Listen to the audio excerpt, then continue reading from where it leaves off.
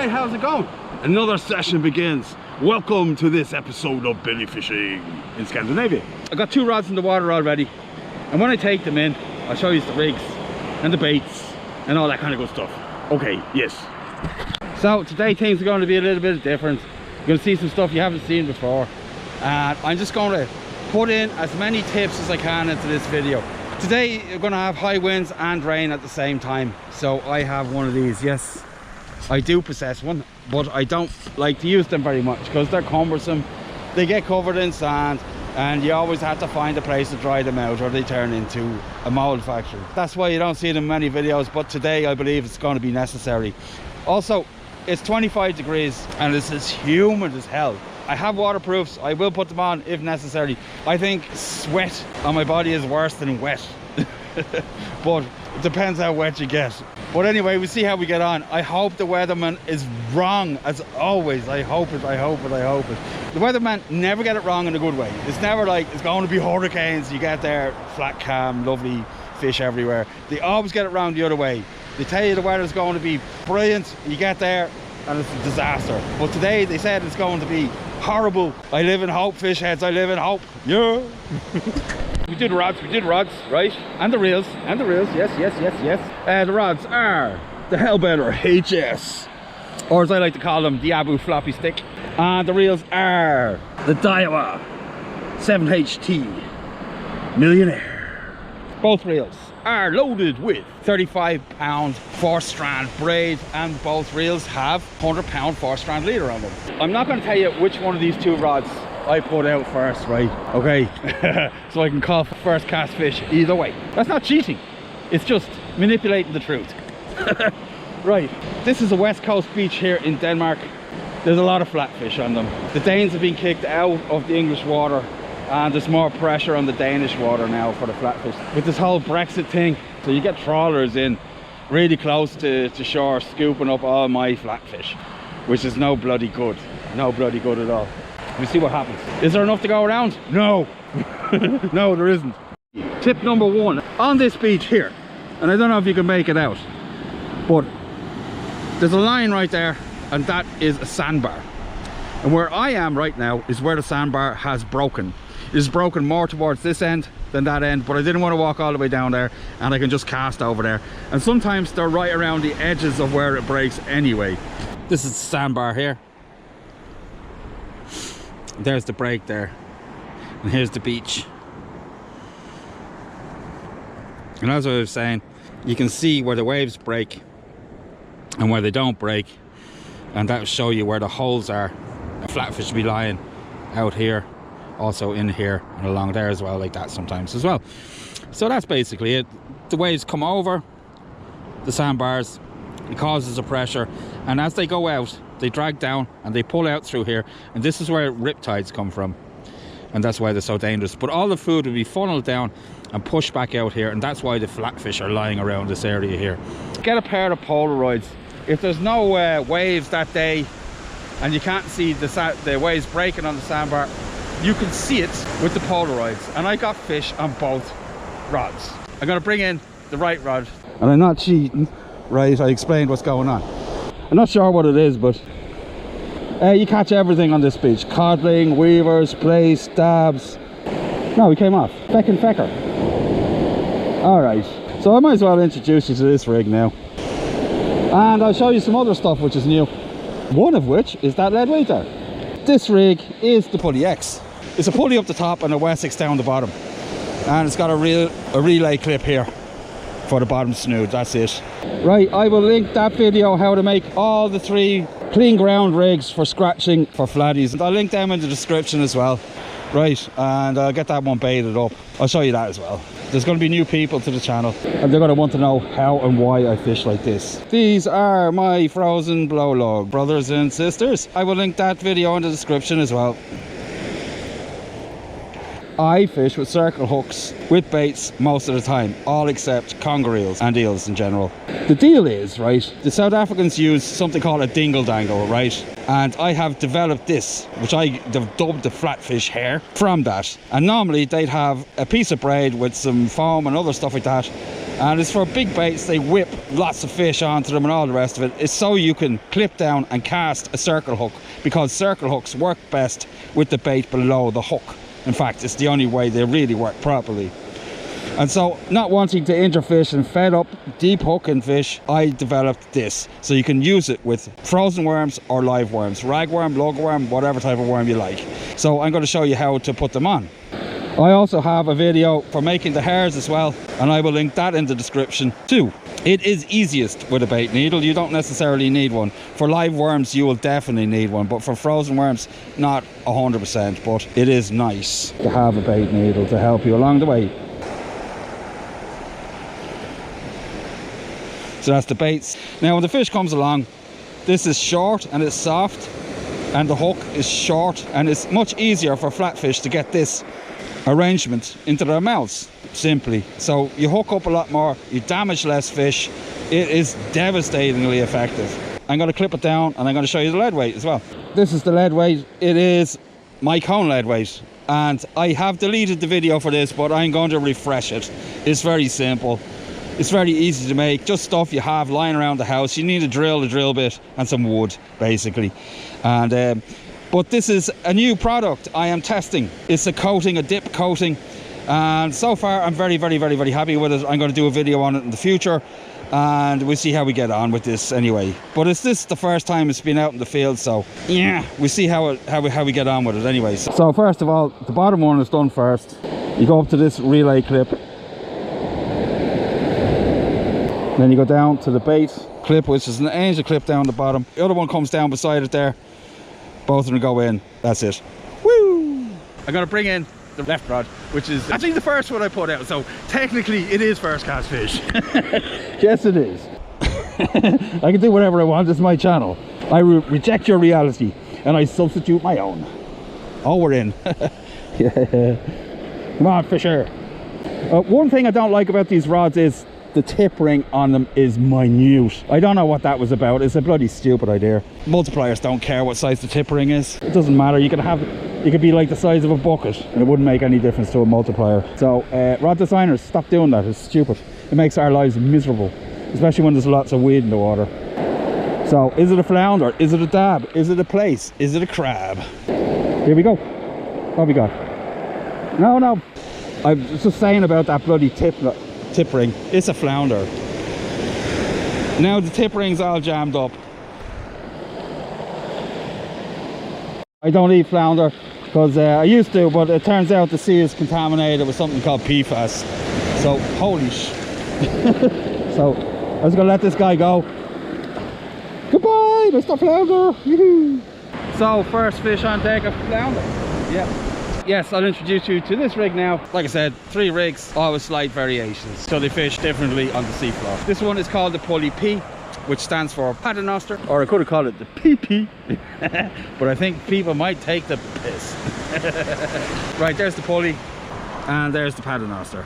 Yes, same clip, same hooks, same hairs. That's it. So we've got some bait on that one. We've got a fish on the other rod as well. Since it's flatfish, we just let them do whatever the hell they want. The circles will take care of that. So yes, we get more bait on and we get this thing in the sea.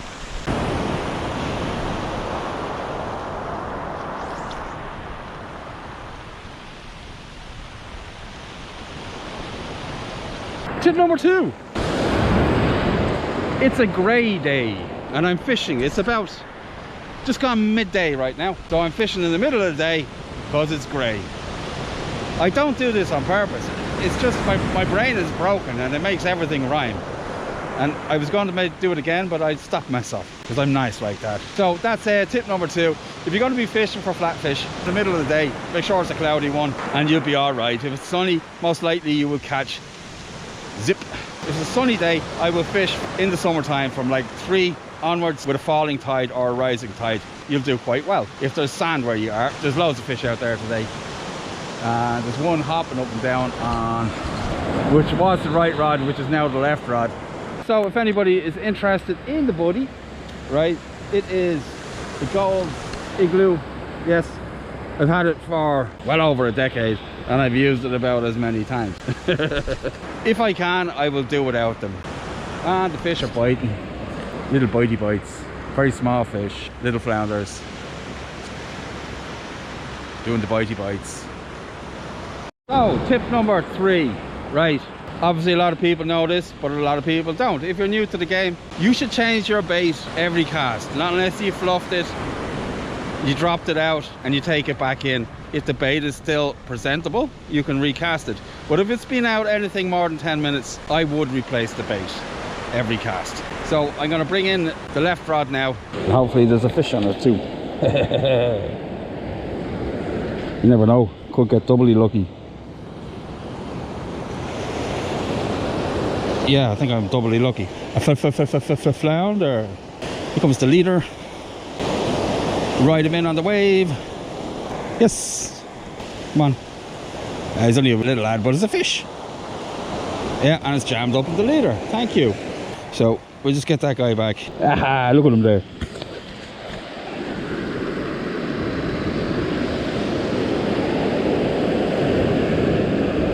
Anyway, little guy. Throw him back. Goodbye. Boom. Where's he gone? Let's stand on him. Okay. Goodbye. Tip number 4. Well, a lot of people use plain leads, bucket leads, pyramid leads, lead leads. But I tried a lot. This one I like for one particular reason. It is very easy for the tide to pick it up and move it. And when you're trying to find a hole is where the flatfish lie, this lead weight does the work for you in a roundabout way. Obviously, if the hole is 200 meters down the beach, you're going to be out of luck. But if there's one in proximity to you and it's down tide, these lead weights will find it. And if there's fish there, you will catch them. And this is it. This is what it is. That's all it is. It's just like a cone lead. And the flat back on it acts like a grip wire. It digs into the sand, causes friction, and holds your baits when it lands in the hole. It allows you to get tension onto the rod tip so you can see the bites. Whereas if it was a lead weight with the other geometry, fat at the other end and thin at the top, it won't do that. It won't dig into the sand. So the geometry of this lead weight facilitates the rolling and the gripping. That's it. And that's why I like them. The color is just flatfish like bright colors. In general, fish like bright colors. And that will definitely help you catch fish. Get that bait to where the fish is, that's what I say. And if you can get the lead weight to do it for you, it takes some of the guesswork out of it. So yeah, tip number 4. Yeah. So out goes another one. Maybe I hit the skipper in the head on that bloody fishing boat out there.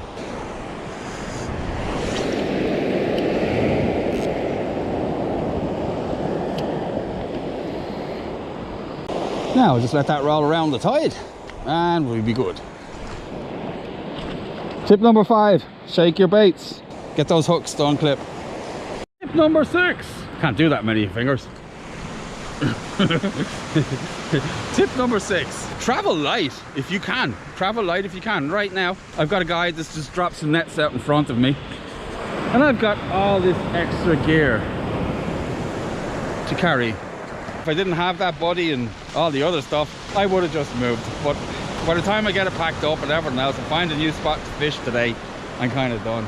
I'm not going to even bother moving down there, because by the time I get down there, he's going to drop another net. You can be guaranteed of it. So unfortunately, that's the realities of fishing today. Everybody's getting pushed into smaller and smaller spaces and after the same fish. No good, no bueno. I am getting a really nice bite on the left rod. Real thumper. There you go. Yeah. So I ain't going to let him do his thing for a while, unless he tries to pull the rod out of the tripod, and we'll reel it in a minute. Yes. Tip number 7. This isn't just for flatfish, this is just in general. Whatever type of fish you're targeting, the bait needs to suit the fish's mouth. You've heard the expression, big baits, big fish. That big fish did not eat that big bait necessarily because it was big. He ate it because it was still there and nobody else could get it into their mouths, is the point, right? And the same is true of coddling, flatfish, rays, everything else. If the fish can't get the bait in their mouths, you're not going to hook them up. In my last video, I said 1 worm per hook. That's the same thing. But obviously, if you're targeting coddling, you can use 5-6 worms. They've got much bigger mouths than flatfish. The baits need to fit the fish. So Flatfish got small faces, so you give them small baits. If there's a codling there, he'll take that just the same as if he would 2 worms, 3 worms. Fish find food for a living. If they couldn't find small bits of food, they wouldn't be around, right? They find small food. That's their job. Shrimps, sand fleas, lugworm. That's tip number 7. The bait fits the fish. Yes. So, gonna go for some max distance before the wind picks up, because the fishing's brutal. Well, what does it matter? The guy with the bloody trawlers just knackered my entire day's fishing. Maybe I'll just lob it. Focus on flounder instead. Yeah, okay, we'll just lob it. I mean, there's nothing gonna get past that gauntlet of nets they just put out.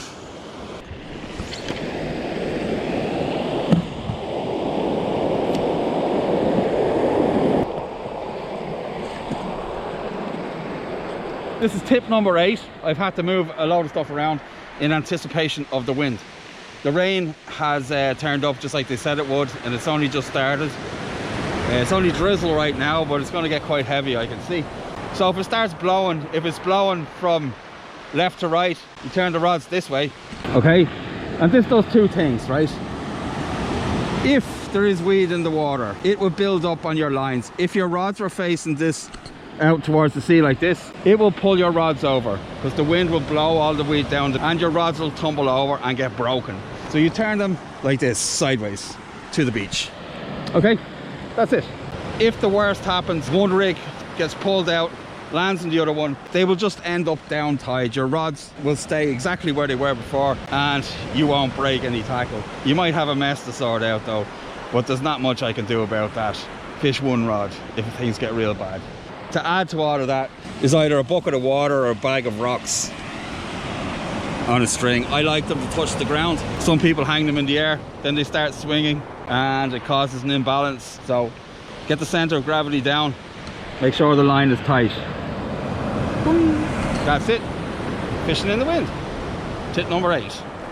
Been in the tent sulking because the weathermen are right. And now the trawler's back again. Yay! Down, back up again, down, back up again. Thank you so much for that one. So that would explain why I'm not catching that many fish anyway. So there's something hopping up and down on the right rod. Hop up and down for me, please. There you go. Good fishy. Tip number 9. This is a section of mountain bike tubing. Whoosh. Yes, very durable. And if it's blowing or whatever, you want to carry your rods, you're going off someplace, you don't want your rods to fall out of the pod, just loop them over like that. I'm sure everybody has a bicycle tube of some type, or knows a friend that throws out their old ones, and you just cut them into strips. Very cost effective. Super durable rubber bands. Tip number 9. Yeah. So we'll see if we get this fish guy on. Lots of tips today. Just as well, there's no bloody fish. Soaking wet, no fish. Great session. Oh, maybe I've got fish. Before that trawler comes and snaffles it on me. Where we go? Oh, oh, oh. Come on, stay on, stay on, stay on. Is he there, is he there, is he there, is he there, is he there? Oh, he's fighting hard underneath there. Nice flounder. Well, okay flounder anyway. Anyway, there he is there. Nice. Woo. Right, we get him on the hook. Back in the drink. Let's return this guy. I'd say he's about 27, something like that. Goodbye! Loads of life in him. Bye-bye! So, just 3 fish, but still catching, right? That's what matters. It doesn't matter this flounder. It doesn't matter this place. At least I'm not standing on a soaking wet sandy beach catching nothing. Thank you very much, flounder. I take all my hate back. So, flounder returned. Bait going back out again. And the weed has gone away. I'm so happy.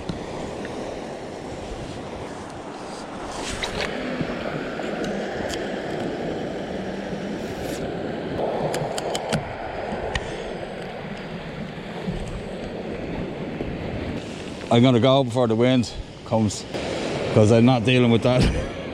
Top of everything else. Bad fishing, rain, weed, wind. No!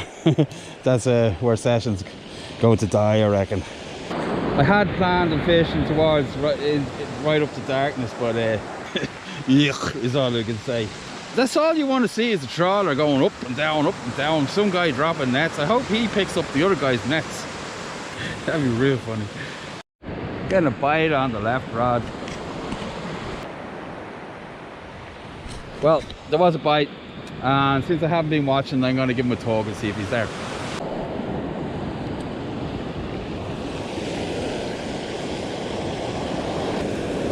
You can see what I was talking about with that break in the sandbar. Better now than you could before. Yeah, we got something. Whoa, nice fish. Get it in on the wave. Here we go. What have we got? We got two? We've only got one. Anyway, so another flounder. You can't see. Bloody waves. Definitely a flounder day. Oh, back we go.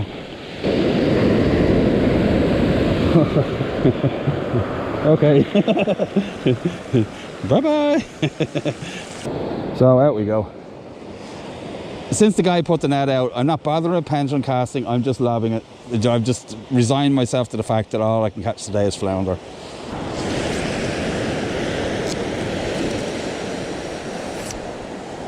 Is there rain on the lens, is there? Shut up. I'll wipe your face afterwards, alright? Stop whinging. Look at that guy settled in. Oh, look at just rain all over your face.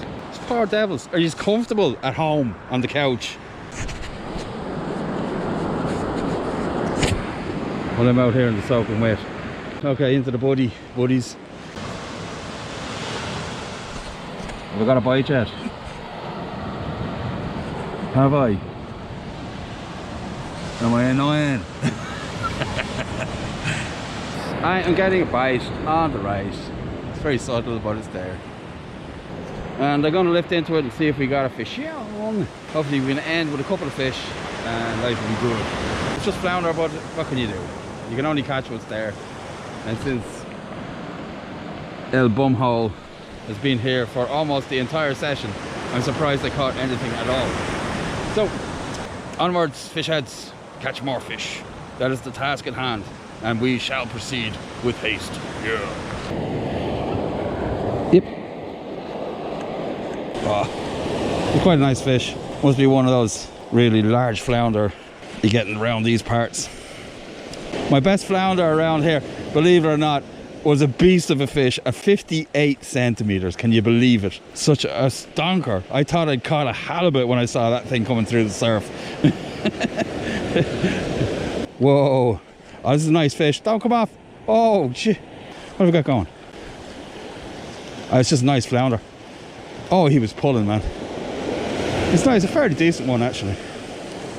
Sometimes they do scrap. Oh, he's a nice boy. I'm gonna have to measure that guy. Stonker. Not quite the beast I was talking about, but a fish nonetheless. Nice one. So I'll get him unhooked, get him measured.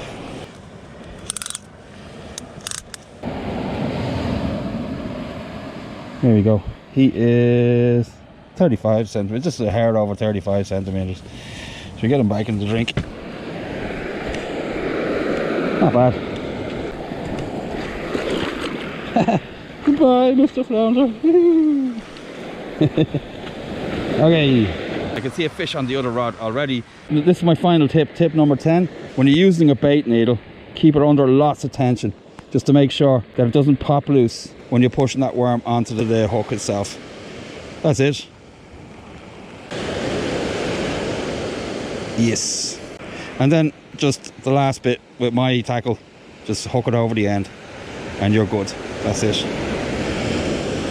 Oh, last rod. See if we get a last fish.